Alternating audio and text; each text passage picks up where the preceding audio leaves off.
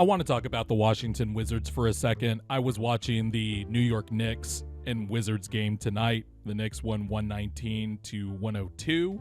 I want to talk about the Wizards because they have one of the more interesting young cores. They added on to that young core over the summer. They made some moves, and they're clearly planning for 2027. In particular, in this video, I want to highlight three guys where if I were to rank them among the Wizards' young core, this would be my top three. Now, that's not disparaging the other young talent on the team. I'm just talking about who has stood out from the pack so far and projecting what they look like going forward based on what they showed their rookie year and then going into this year, et cetera, et cetera. The three guys I'm talking about are Keyshawn George, Alex Sarr, and Trey Johnson. And I've watched quite a bit of the Wizards so far this year through their 7 games. Keep it close in the first half, and then, of course, they'll shit the bed in the second half. Doesn't help that CJ McCollum is committing nightly basketball terrorism, but that's another story for another day.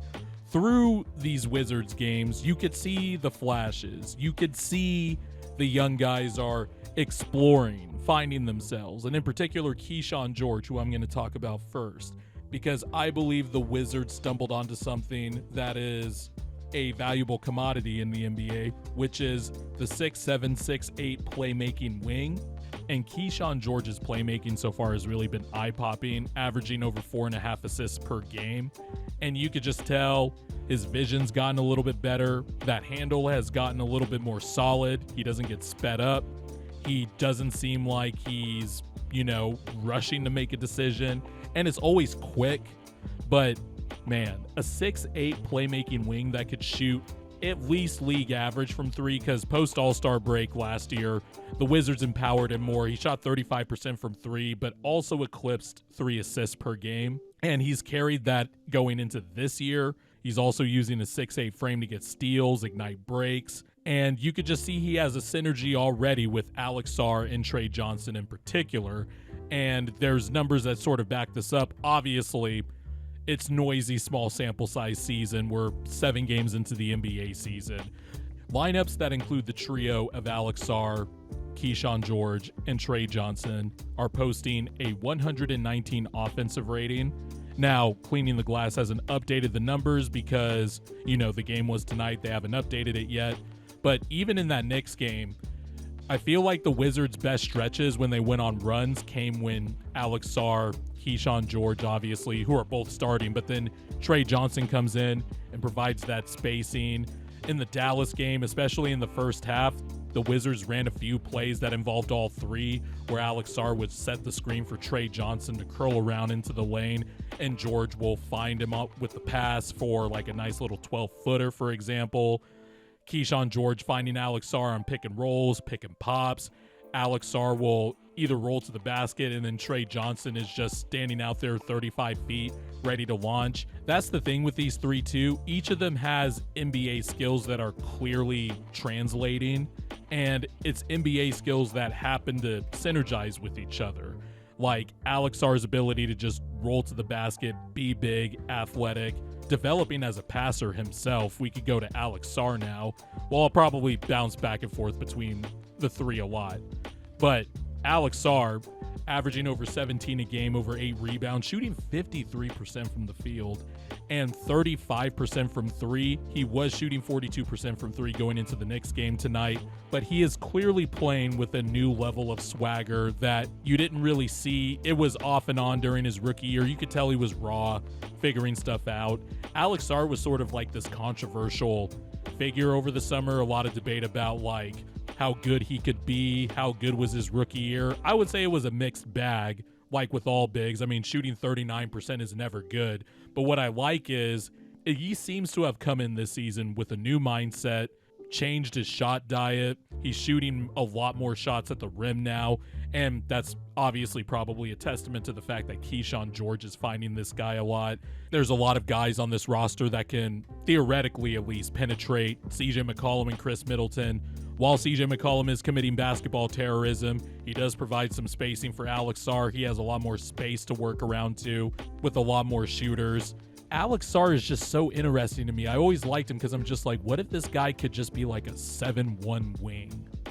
Like, I'm not even trying to put him in like an Anthony Davis class or any of those type of big men, but he can be an interesting big man to where he's 7'1", he moves laterally, he's quick on his feet, and he's already increased his blocks. The defensive metrics early in this season already is noisy, so don't put too much into it, but he seems to be more active defensively. He's definitely calling out and communicating more. When you watch these games, you could see him audibly just screaming at guys whenever a pick and roll is coming in. He's saying ice or whatever. And I just feel like Alex Sarr has sort of come into the season early, leveling up. And also, I can't forget about Alex Sarr's passing. It seems like the Wizards are using him in a bunch of ways. The classic way people are using big men now, which is the DHO game, which fits right in with Trey Johnson, Keyshawn George, CJ McCollum, developed some nice two-man game with Chris Middleton. Like, his passing has taken a noticeable leap this year in just the 7 games that I've watched compared to last season alone. Last year, Alex Sarr had 7 games with 5 assists. This year, he already has 4. Hitting guys on cuts, backdoor cuts like Keyshawn George, Trey Johnson.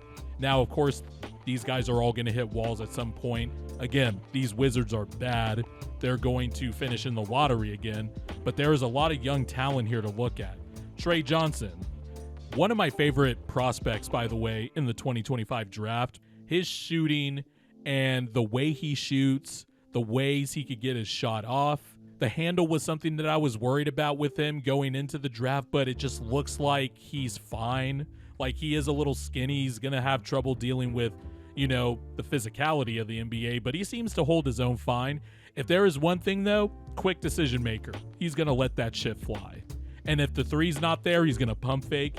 He's going to dribble in 1 or 2 times and either shoot a midi or he'll find somebody. But right now, his roll off the bench is just super score shooter.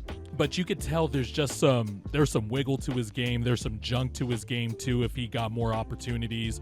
I'm interested to see how he develops going forward because I think he's a special shooter. And with a playmaking wing like that and a big like that, they're already creating some nice synergy with each other on the court. And that's before we get into the Bilal Coulibaly's, who I don't know what he's going to be yet. I think he can be an awesome perimeter defender, but offensively, there's a lot of stuff to work out there.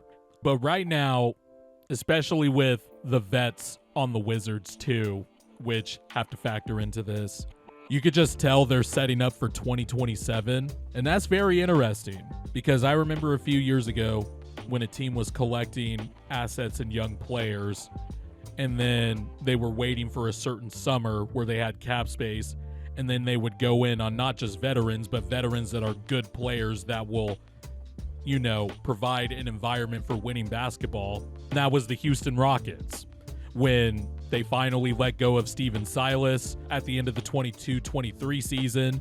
They hire Ime Udoka. They bring in Fred VanVleet, Dylan Brooks to add on to the young talent that was there with Amin Thompson, Jabari Smith, Alperen Şengün, and turns out it worked for them. Now, I'm not saying it'll work out exactly that way for the Wizards when they approach 2027, but it is a good foundation to start with. You have 3 good young players already. You have a bunch of young guys on this team that could also pan out, like Coulibaly. Who knows with AJ Johnson, somebody that I like but isn't really playing that much right now. Bub Carrington is starting off slow, but I imagine he'll get it going soon here too. Corey Kispert, who is weirdly one of the older players on the team at 26, has a nice $13 million a year salary, which, trying to build a team in the second apron era, I imagine that contract's going to be pretty valuable, trade-wise or keeping him on your team and building-wise. And then who knows what will happen in the 26-27 season, but another year of development for those guys. And then summer of 2027 comes, and the Wizards have all this cap space in an era where teams are going to be cheap because of the second apron. And maybe the Wizards could add some good basketball players that will materially add W's to the win column, not CJ McCollum. I like Chris Middleton on this team as sort of the championship vet. He still could shoot like 40% from 3. He's still 6'7", but the Wizards are kind of set up here. I've really been liking what they've been putting together the last few years. They finally have some stability in the front office. I'm telling you one thing, the Wizards are cooking, and they have 3 players that I really like, and I think you can absolutely build a team around, and we'll just see how they develop throughout the season.